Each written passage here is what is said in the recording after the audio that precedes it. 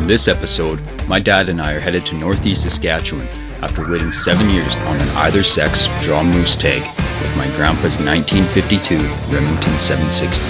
This incredibly frustrating yet rewarding hunt is one that I will never forget.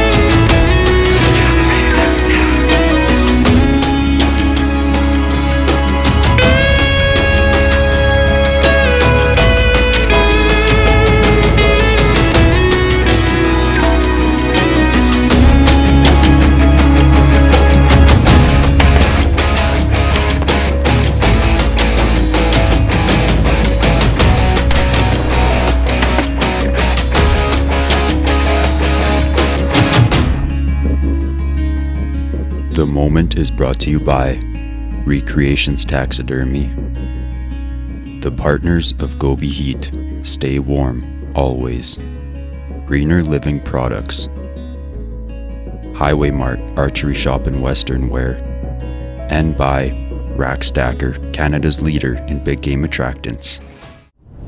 So I just got off work now and I am headed out northeast to the zone that I got drawn in for moose. I'm still about 2 hours away.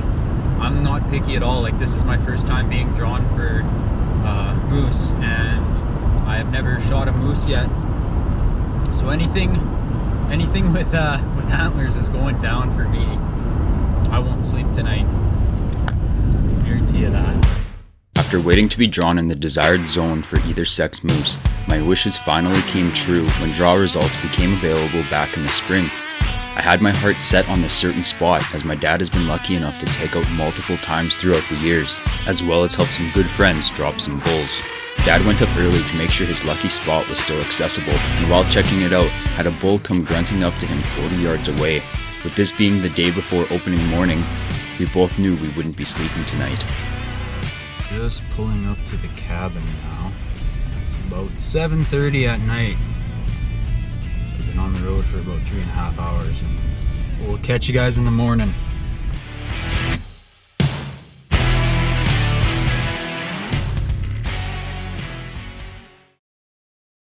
Okay, well, it's the first day of moose season today. We were just walking into our spot and there is a bull moose grunting. He went out into the water, so we quickly set up and now we're just waiting. We have about half an hour before shooting time. Hopefully he didn't go too far and we can bring him back in once it's legal time. First bull moose hunt is off to a good start though.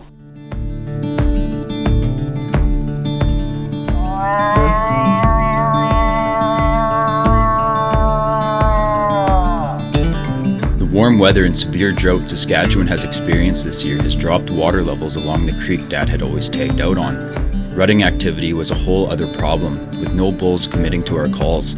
The first morning, we jumped a bull before legal light while walking into our spot. The second morning, we had a bull responding to our calls, but never stepped into the open.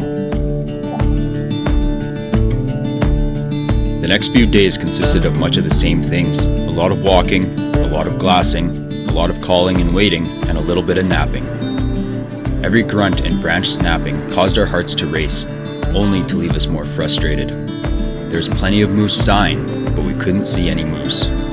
I'd be lying if I said I wasn't slightly disappointed. 5 days of nothing but tracks and sounds of moose, but not actually seeing any, caused me to really appreciate how lucky I am for this opportunity still. It served as a reminder that I may have been spoiled throughout my hunting career, especially for whitetail. In the past 7 years, I've tagged out on my whitetail in the first 2 days of the season. This was simply a reminder that it doesn't always turn out that way. By day 6, we ran into our first sighting of a bull and a cow. Unfortunately, they saw us first and quickly disappeared into the willows. There was plenty of fresh tracks in the area, so we decided to come back here in the morning. We stepped on a few fresh tracks in order to tell which ones were new the next day. The last morning I was available to hunt, I rolled out of bed at 4 a.m. and checked the weather. It was a colder morning, which was good, but the wind was a blistering 32 kilometers an hour and blowing in the worst possible direction. When I would be walking into my spot, my scent would be blowing downwind the whole time. I contemplated making the 3-kilometer hike downwind, but my dad convinced me that we had nothing to lose and to give it a shot anyways. He stayed back in the truck to limit the amount of scent, and as luck would have it, I would see a bull standing in a dried slough 350 yards away downwind.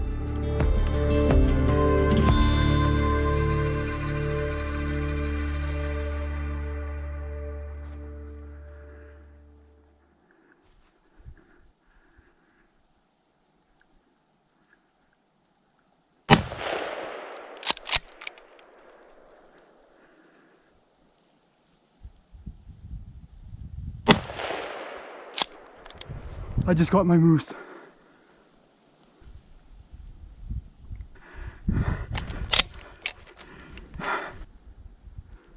Dad, I dropped him in his tracks. I'm at the slough.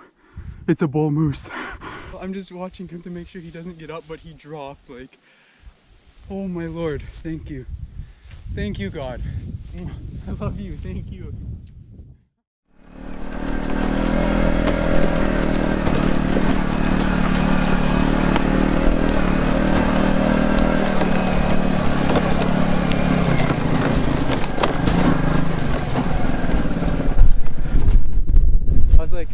Standing back here, and I saw a stump like just through the trees there, probably like, I don't know, 100 yards away, and I stopped and I put up my binoculars, nothing. I put them down and I see something black over there, so I put the binoculars up. It's a bull moose. He's facing towards the east. Got on the other side of these little trees here, quickly adjusted my tripod, boom, and he like stood there and he did like this little like that, and then he starts walking, so I reload and I put my scope right in front of him, and as soon as his neck went in front of it, I pulled the trigger and he just folded right there. I'm pretty sure it was that moose from the other day. Like, he looked like the same size. Okay, so I don't know if we can follow the quad trail. There's a dry creek that runs on the north end, so you see those 3 little stubby spruce trees on the other side there? Yep. So, and then there's a gap for other spruce trees? Yep. If he wasn't right in front of those left spruce trees, he was just barely in the gap. Okay. And he might be in the reeds, so it might be a little bit tough to find him.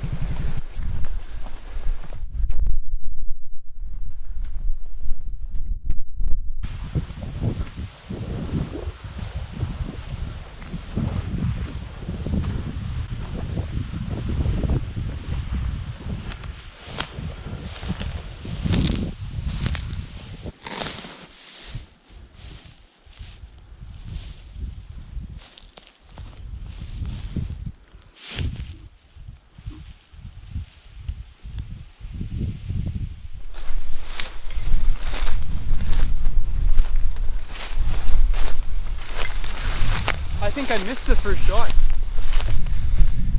but the second one right here in the neck, I think I missed the first shot. Oh, we'll see later. Huh? We'll see later. Look at all that meat.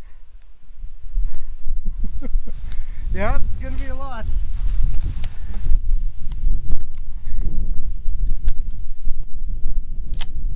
Grandpa's gun. He bought in 1952. He's shot a lot of moose. Oh man! Here's my 2021 moose. It's my very first bull moose and first moose ever. 7 years for this tag, and this was our last morning of the hunt. We have a horrible wind. It's a west wind, and so the way that we walk in, our scent is blowing directly where we're walking. So I was like, we're just gonna scare up everything, but I think I missed the first shot and he just stood there. But then the second shot, I got him right in the neck here and he just dropped right here. But I'm absolutely thrilled with this moose. I couldn't be more thankful, and thank God for this moose. It's my first moose, and We haven't had moose meat in 4 years? 4 years. 4 years, and the freezer's gonna be full too. I am so happy. I can't believe it. I'm speechless. I was so I was almost crying after I dropped them there. Like, oh man, thank you God.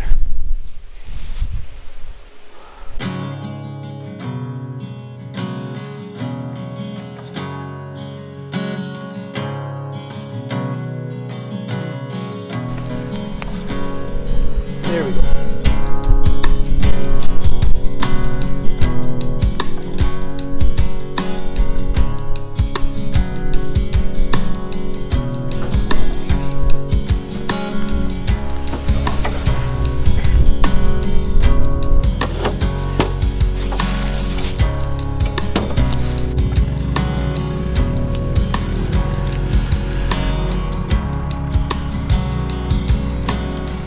Loaded up. We're back on the quad trail. Dad's just taken off with the quad and I'm hiking it out because I've got the gun with me and we didn't bring the enclosed case, so I can't ride back on the quad with it. It's about a 45-minute walk back for me. I can't believe this still.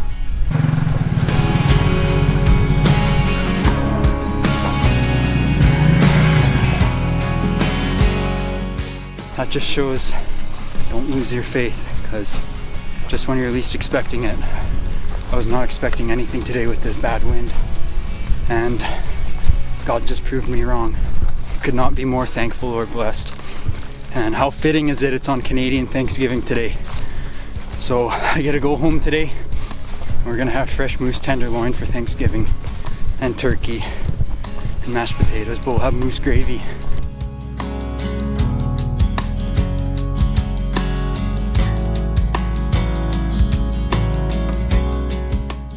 Shot my first bull moose with my grandpa's gun that he bought when he was 18 years old. It was in 1952. It's a Remington 760 Game Master 30-06. Thank you, Brett, for hand loading my rounds this year since there's such an ammo shortage.